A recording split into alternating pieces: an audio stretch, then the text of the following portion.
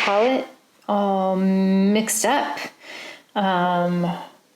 Referencing, of course, my object I'm painting. I've got my shoe browns with light values and dark values, and then I have my just a real simple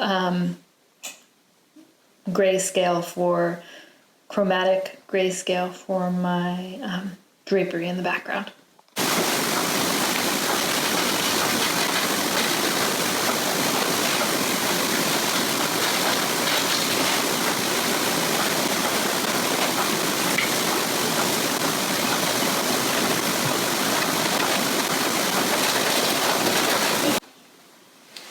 I do think it makes sense to start with a background, to kind of develop that at least simultaneously with your objects. Don't end up doing your objects and not addressing that background.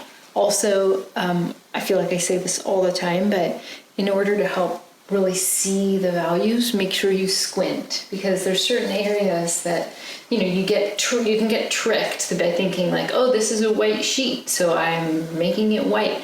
Whereas like actually some of these values in here are quite in shadow, and so they'll be a much darker gray than you realize.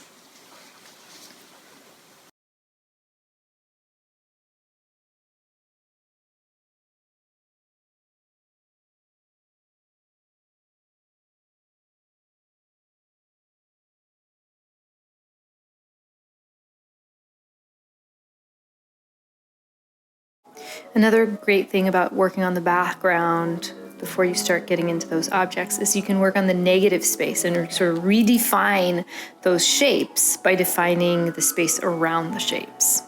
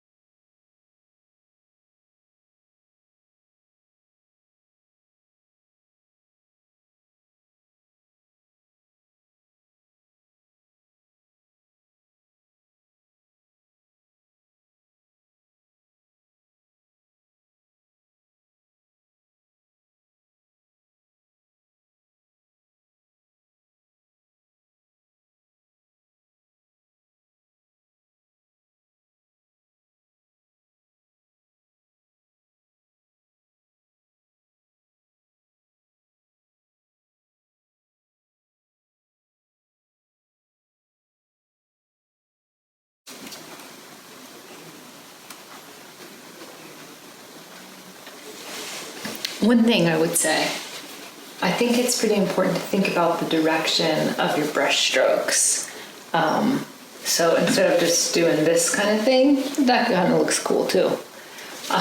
Think about building your forms along those lines and switching up the direction of those brush strokes to kind of correspond with the form that you're painting.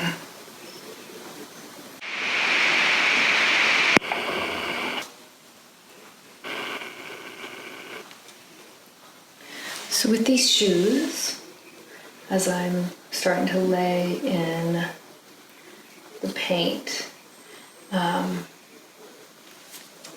am working dark to light. So I'm going through, I have this dark brown on my brush, and I'm going throughout and laying in all those areas that have darkness.